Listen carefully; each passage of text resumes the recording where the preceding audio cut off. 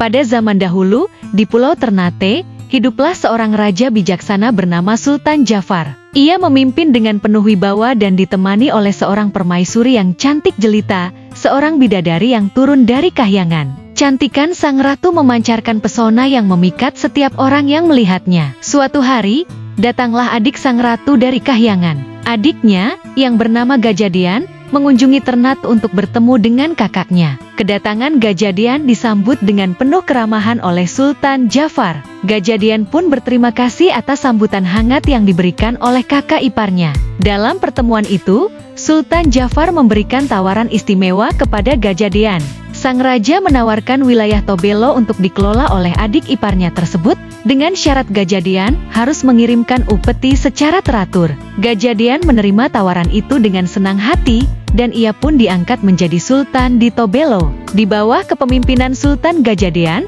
Tobelo berkembang pesat menjadi wilayah yang makmur. Dalam mengelola daerahnya, Gajadian dibantu oleh dua pembantu setianya, Malimadubo dan Metaloma. Kehidupan Sultan Gajadian semakin sempurna setelah ia menikah dan dikaruniai dua anak, Kobubu dan Mama Ua. Nama Sultan Gajadian semakin dikenal luas berkat keberhasilannya menjadikan Tobelo makmur. Selain itu, ia tak pernah lalai mengirimkan upeti kepada Sultan Jafar. Namun, ketenaran dan kesuksesan Gajadian justru menimbulkan rasa iri di hati Sultan Jafar. Sang raja merasa tersaingi oleh adik iparnya sendiri.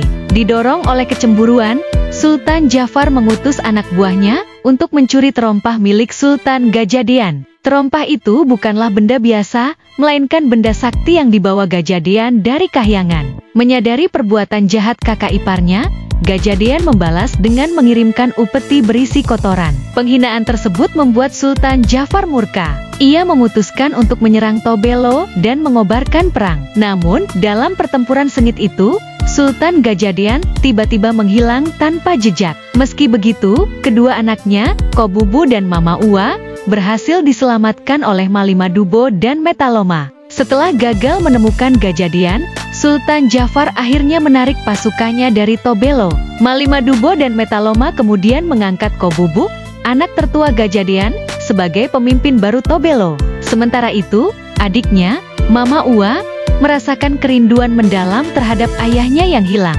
Untuk mengungkapkan kerinduannya, Mama Ua melantunkan sebuah syair yang penuh makna. Papa Uanya odelo, kubunga menyere-nyere, toma buku moli tebu. Artinya, sedihnya orang yang kehilangan keluarga, seperti ikan yang terdampar di pantai dan kaki gunung. Selepas syair itu dinyanyikan, tiba-tiba gugusan pulau muncul dari wilayah Mede, hingga ke seberang Tobelo. Gugusan pulau inilah yang kemudian menjadi Kepulauan Maluku, termasuk Halmahera, Bacan, dan lainnya. Kisah ini pun terus hidup dalam kenangan, dan menjadi legenda bagi masyarakat setempat.